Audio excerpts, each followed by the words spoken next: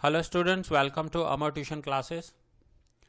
आज हम 12th standard में chapter number 11 emerging issues in Indian economy का क्वेश्चन नंबर 8 कर रहे हैं।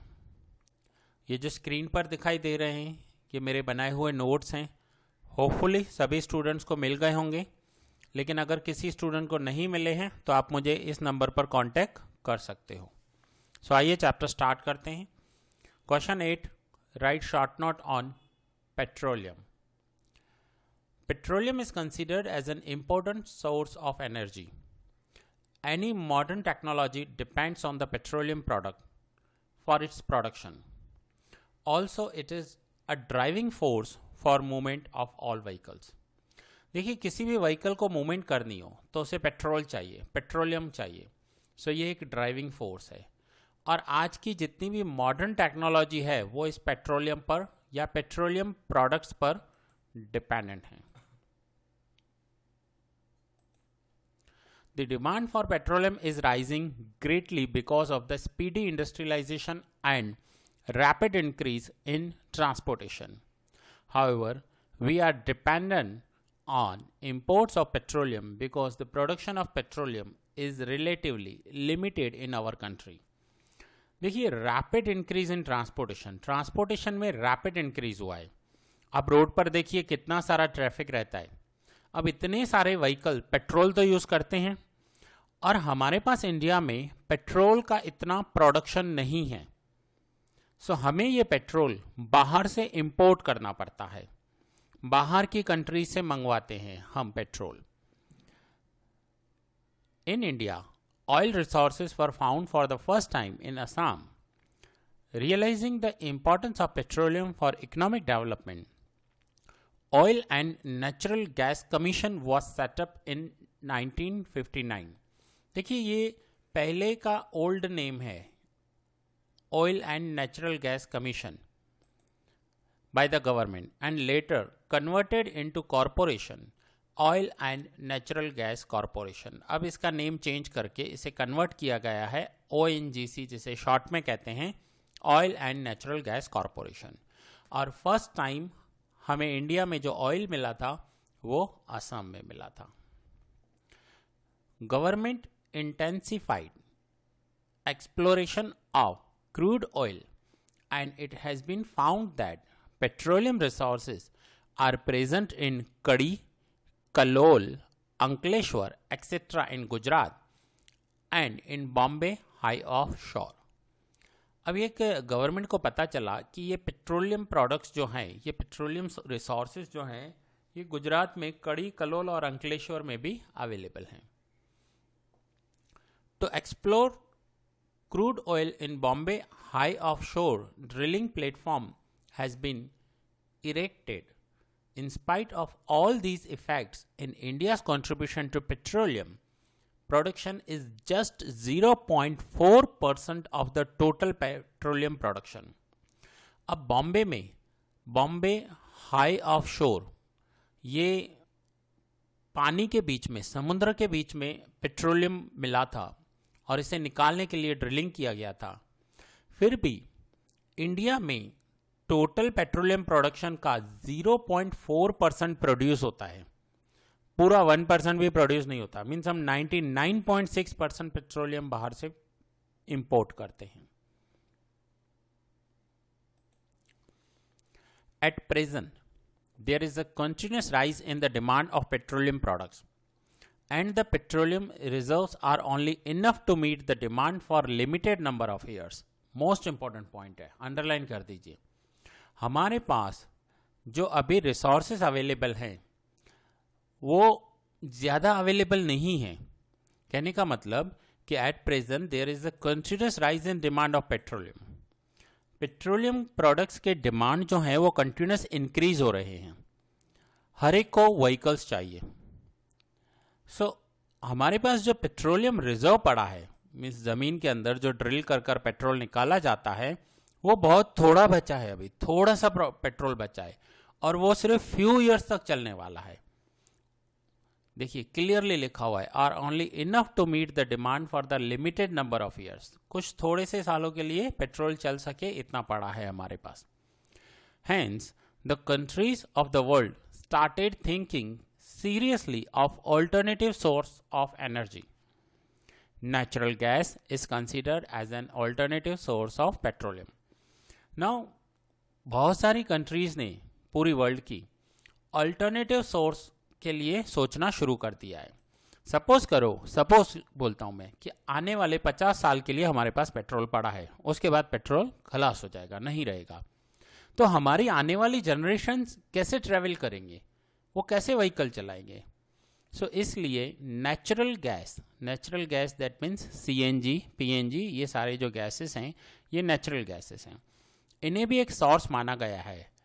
बट आपको पता होगा मोस्ट ऑफ कंपनीज अब सोलर एनर्जी पर काम कर रहे हैं. उन्हें लग रहा है कि अगर सोलर एनर्जी पर चलने वाली गाड़ियां बन जाएं, कार बन जाए, तो हमारा पेट्रोल का जो कंजम्पशन होगा वो कम हो जाएगा.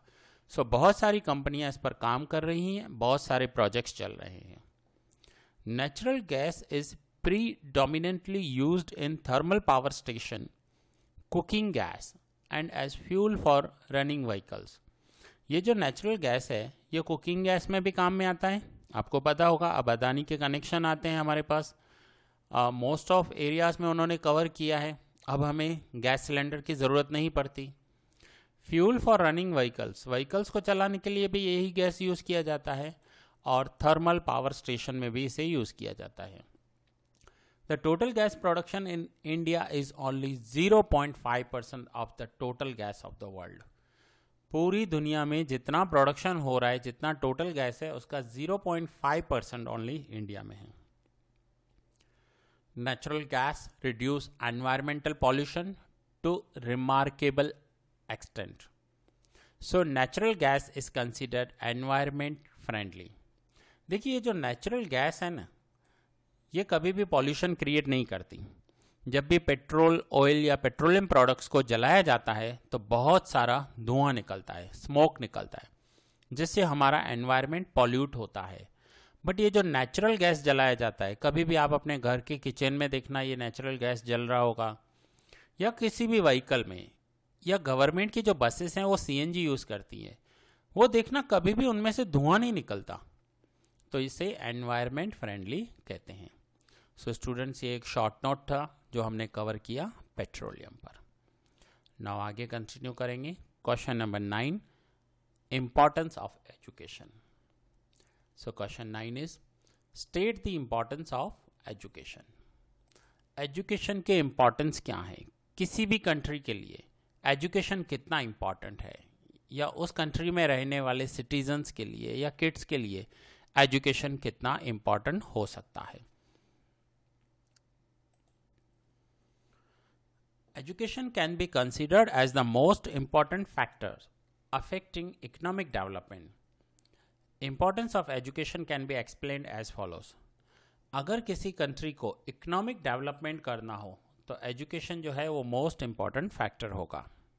कैसे, वो देखते हैं. Point number 1, through education an individual acquires more knowledge that makes him eligible for high class opportunities which improves his standard of living.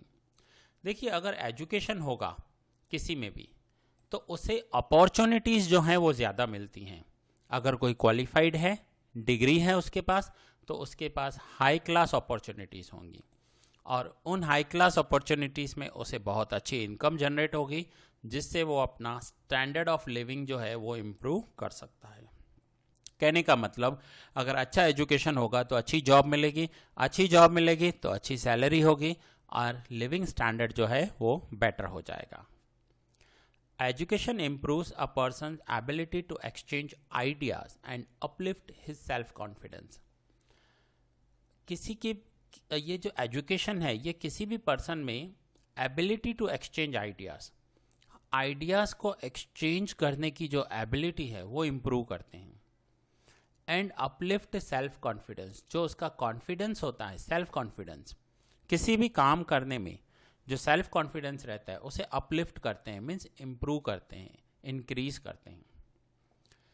It helps an individual to take profitable decisions for himself that can build favourable atmosphere for him to lead a good life.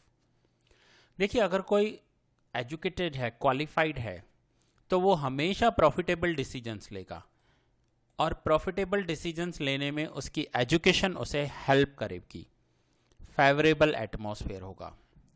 देखिए, बड़े बुजुर्ग हमेशा कहते थे कि अगर आपके पास पैसा है ना, तो वो कोई ना कोई आपका कभी भी चला जाएगा, हो सकता है कोई चोरी कर ले, लॉस्ट हो जाए, लेकिन अगर आपके पास एजुकेशन है, नॉलेज है, क्वालिफिकेशन है, तो वो कभी आपका चोरी नहीं हो सकता, कभी उसे चुरा नहीं सकता, कभी वो डिस्ट्रॉय नहीं हो सकता। सो एजुकेशन, ये हम इंपॉर्टेंस देख रहे हैं। क्वेश्चन कौन सा है? Importance of education. It makes a person efficient enough to utilize the opportunities generated in the society through development. Society में कोई भी डेवलपमेंट हो रहा है, उसमें जो अपॉर्चुनिटीज़ क्रिएट हो रही हैं, वो ये पर्सन यूटिलाइज कर सकता है। Through education, productivity of labours can be increased. देखिए, जो लेबर्स काम करते हैं ना, उन्हें ट्रेनिंग देनी पड़ती है। अगर हम उसे प्रॉपर ट्रेनिंग देंगे और प्रॉपर हम उसे उस प्रोडक्ट के लिए बताएंगे, तो हम उनकी प्रोडक्टिविटी को इंक्रीज कर सकते हैं। ट्रेनिंग देने से उनका सेल्फ कॉन्फिडेंस इंक्रीज होगा और वो अच्छे से काम करेंगे। Education provides technical knowledge through information regarding financial facilities available, different method of production which can increase agriculture productivity. अब यहां पर है कि एजुकेशन क्या प्रोवाइड कर रहा है? हमें टेक्निकल नॉलेज प्रोवाइड कर रहा है। उससे हमें क्या पता चलेगा? फाइनेंशियल फैसिलिटीज़, कि हमारी कंट्री में फाइनेंशियल फैसिलिटीज़ कितनी हैं। एंड देन किसी भी प्रोडक्ट को बनाने के अलग अलग मेथड होते हैं प्रोडक्शन के। जैसे फॉर एग्जांपल मैं आपको बताऊं कि एग्रीकल्चर प्रोडक्शन, जब खेती की जाती है तो फार्मर्स क्या करते हैं? एनिमल्स का यूज़ करते हैं। बट आज टेक्नोलॉजी डेवलप हो चुकी है। अगर फार्मर्स न्यू टेक्नोलॉजी का यूज़ करते हैं, जिसमें ट्रैक्टर, पंप्स, स्प्रे मशीन्स, ऐसी सब टेक्नोलॉजी का यूज़ करेंगे, तो वो अपना प्रोडक्शन बहुत ज़्यादा इंक्रीज कर सकते हैं। सो इसके लिए उन्हें ट्रेनिंग देनी होगी, न्यू टेक्नोलॉजी के लिए बताना होगा, उन्हें अवेयर करना होगा, अवेयरनेस प्रोग्राम रखने होंगे। सो ये एजुकेशन ही तो है जो उन्हें आगे लेकर जाएगी। Through effective education, a persons active participation in social issues can be increased. बहुत सारे हमारी सोसाइटी में सोशल इश्यूज होते हैं। अगर कोई एजुकेटेड पर्सन है तो वो पार्टिसिपेट करेगा, एक्टिव पार्टिसिपेशन करेगा सोशल इश्यूज को सॉल्व करने में। By increasing and expanding education, it makes a person understand the environmental hazards. As a result, environmental balance can be created in the society. देखिए, बहुत सारे ऐसे फैक्टर्स हैं कि जो काम करने से हमारे एनवायरनमेंट को खराब करते हैं। फॉर एग्जाम्पल, सपोज करते हैं कि एक रेसिडेंशियल एरिया में किसी ने अपनी फैक्ट्री स्टार्ट कर दी, और वो फैक्ट्री बहुत ही वाटर पॉल्यूट करती है, एयर पॉल्यूट करती है। अब एयर पॉल्यूशन से होगा क्या? नियर बाय में रहने वाले लोग बीमार होंगे। तो आपने देखा होगा, ये जो बहुत बड़ी फैक्ट्रीज होती हैं जो एयर पॉल्यूट करती हैं, वो सिटी से बाहर रखी जाती हैं, ना कि किसी इंडस्ट्री या तो किसी इंडस्ट्रियल एरिया में रखी जाती हैं। ऐसा नहीं होगा कि वो रेसिडेंशियल एरिया के बीच में कोई फैक्ट्री स्टार्ट कर दे। अगर ऐसा हुआ तो उस फैक्ट्री में से निकलने वाला स्मोक जो होगा, जो धुआं होगा, वो नियर बाय के लोगों को बीमार कर देगा। सो इसे कहते हैं एनवायरमेंटल हैजार्ड्स। सो एक एजुकेटेड पर्सन उसे बहुत अच्छे से समझ सकता है और अपनी सोसाइटी को बैलेंस रखने के लिए हेल्पफुल होगा। Education can bring awareness regarding cleanliness and health. आप देखना, जो भी एजुकेटेड पर्सन होंगे ना, वो अपनी हेल्थ का बहुत ही ध्यान रखने हैं, और ख़ास कर क्लीनलीनेस का, दैट मीन्स साफ सफाई। वो जहाँ भी रहते होंगे उनके नियर बाय में आपको नीट एंड क्लीन एटमॉस्फेयर दिखेगा। सो ये एजुकेशन ही है जो उन्हें आगे ले जा सकती है। बस it can be said that through education, efficient labor can be created which can contribute substantially to economic development. So education से हम एफिशिएंट लेबर क्रिएट कर सकते हैं और जो प्रोडक्शन में एंड इकोनॉमिक डेवलपमेंट में हेल्प करेंगे. सो स्टूडेंट्स, ये था क्वेश्चन नंबर 9 जो हमने कवर किया. ये लेक्चर मैं यहाँ ही पूरा कर रहा हूँ. नेक्स्ट लेक्चर में कंटिन्यू करेंगे क्वेश्चन नंबर 10.